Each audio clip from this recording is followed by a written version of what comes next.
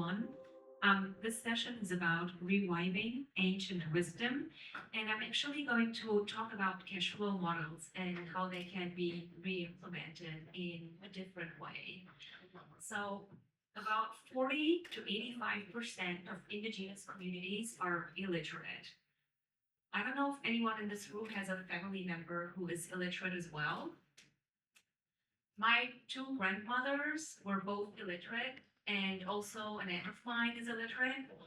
And still, they are the two people I've been learning the most from, and that is who inspire me the most in my daily work because there is so much knowledge in the way they're living and in everything they're doing that I cannot find in books. And I believe the same wisdom is with indigenous communities because they are safeguarding 80% of our biodiversity, even though they are making up only 5% of the global population. So, knowing all this and having my background and like my family background, yeah, and basically like this knowledge of them. And like one thing my grandmothers would always say is let's listen to the mountains and let's ask these trees what they think about. And if I could only tell you all that I'm feeling, and I couldn't write it down on all the leaves of all the trees. And these kind of things, if you grow up with all this knowledge, it kind of connects you to people who are safeguarding biodiversity and who are maybe illiterate in a totally different way because you can talk from one heart to another. And this is not possible with words, it's not possible with numbers, it's only possible if you know this language and if you know how to speak this way and how to communicate that way. Well, I somehow still forgot all of this. I went on to study finance. I started a very typical career in commercial real estate. And if we go back a few slides, exactly, that's actually the living room. I just wanted to share with you very basic, nothing special, partially outdoors.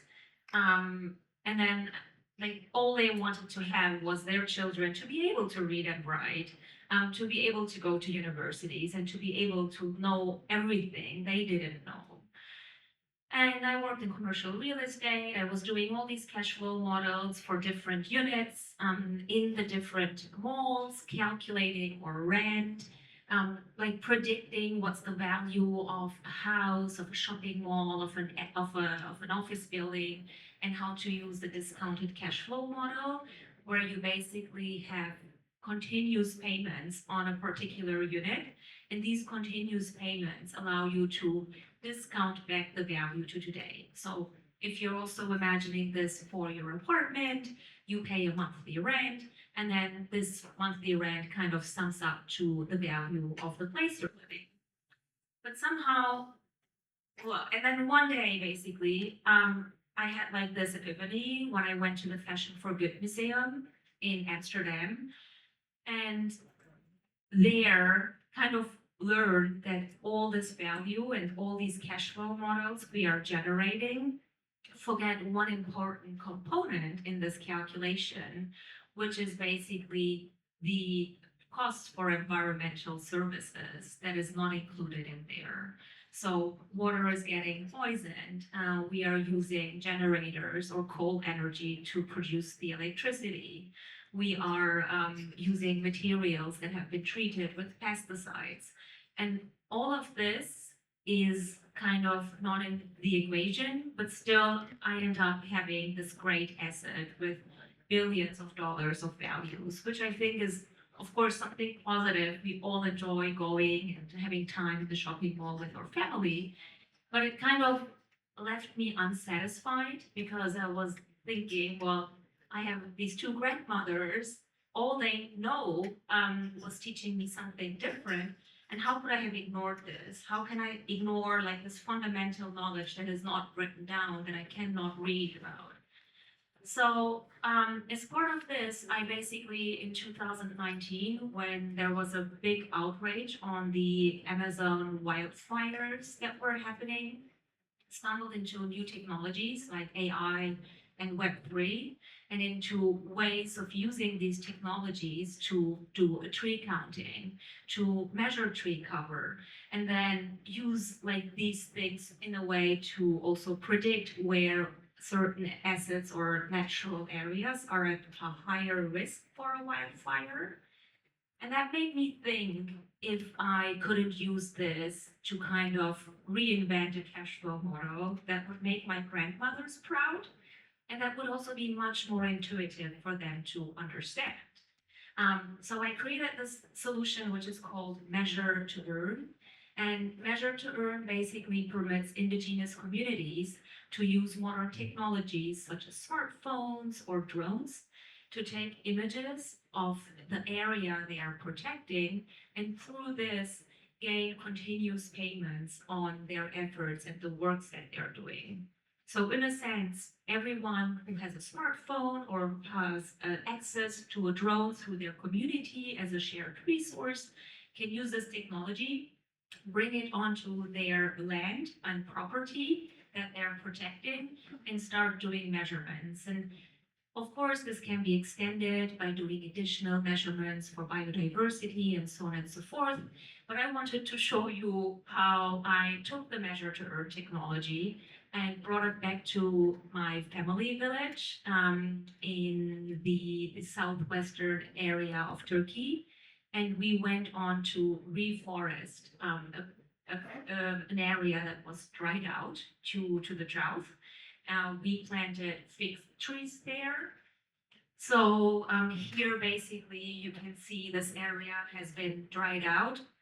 It's a plot that my father inherited and where my grandmother used to have a lot of fig trees. But after she passed away, somehow they weren't being taken care of.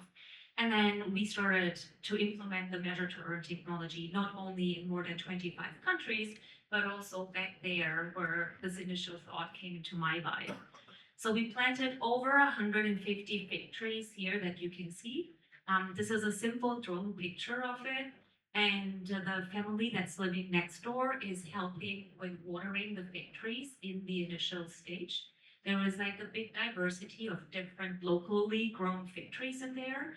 And every time they can upload, so we have one person who goes there. Like in the beginning, they went every 6 months. Now it's good to go every like once a year.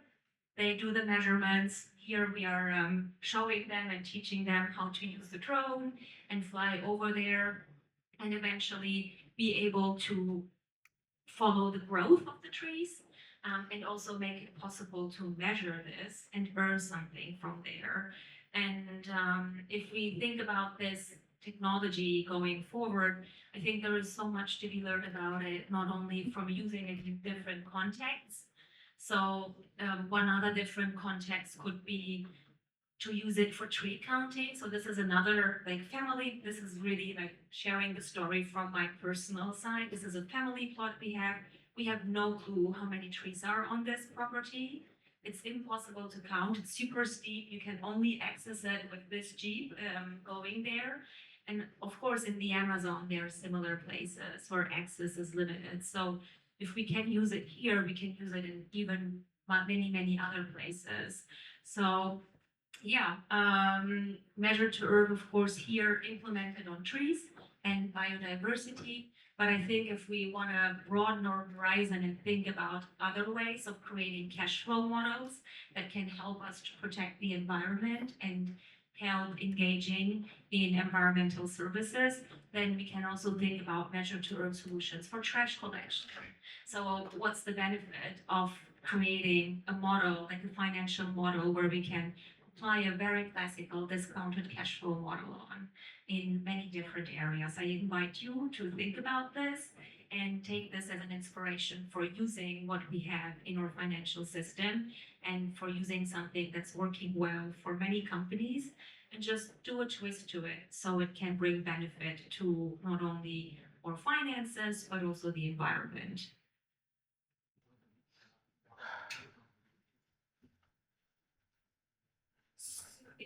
This is a model Is it a business yet, or what are some of the numbers? Maybe you can recap and share with us. So this model is being used by different NGOs already. It's implemented in about 25 countries on very local projects where these measurements are being done, and local communities receive payments for measurements of tree coverage, measurements on survival rates of trees that have been planted. So yeah, it's currently being applied. Thank you for the presentation. What I missed, where's the financing coming from? Financing comes from different foundations. So in the initial phase, and of course, also lots of corporate companies are investing, for example, into carbon credits, but they always have a second budget because carbon credits, in a sense, are one part of the narrative, but they're looking into innovative approaches that are more precise, where they can really measure the impact that they are having with their contributions. So, for example, SAP. Okay. And it's the NGOs that were driving the model, they're spreading it around, right? So I think this is a good conversation. Currently, it's still the NGOs. I think there is a lot of potential to just flip this coin, and we don't need this to be for NGOs, because if we keep it in the NGO space only, then we will miss this opportunity to remunerate local communities for the phenomenal work they're doing on protecting 80% of the biodiversity. Because the carbon credit brokers actually have intrinsic interest in spreading something like this. I was just wondering if you had a partnership with any of them and how they have reacted to something like this. This is effectively like tokenizing carbon credits for smallholders, if you want to call it that way. I'm just wondering if you have a partnership example with that type of partner. Yeah, I'm happy to discuss about this a little bit more in detail personally. But basically, one key difference between the carbon credit solution and the measured term solution is one is a cash flow model, and the other one is, of course, like a payment. So it's a slightly different approach. Okay. And I'm sorry, the model is called measure to earn, right? To earn. Oh, measure to earn. Okay. Thanks so much. Yeah, you're welcome. Any other questions? Oh, that's okay. I can just talk loudly. Okay. So, thinking about this, I know you're talking about how, or thinking maybe be applied to collecting trash. Besides that, do you have any wildest dreams as to what you could apply this to in your future? That's a very good question. So one of the key areas where I see it applicable over and over is really on collecting trash. But another way of potentially doing it in the global north could be to reduce coverage on the ground. So what a problem in the global north is, or in any place where we have a lot of asphalt or parking slots or any other type of coverage, is that the water cannot seep into the ground, right? So we could also think about similar models in a way to incentivize people to use less stones, to seal less soil, because this is a very, very important thing. And currently, unfortunately, the incentive goes into the other way around. People want to seal more land because it's easier. They don't have to deal with mowing the lawn or whatsoever. So this could be another twist to it, because I think in many countries like Germany, where I'm living, we need to de-seal the land.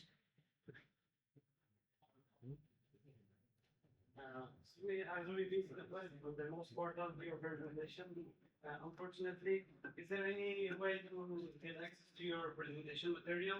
Yeah, of course, I'm happy to share it with you afterwards. We can discuss this together with Extreme Hangout. Okay, thank you. You're very welcome.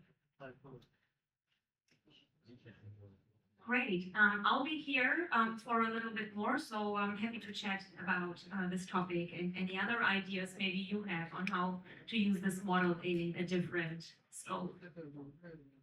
Cool, big round of applause for Simge.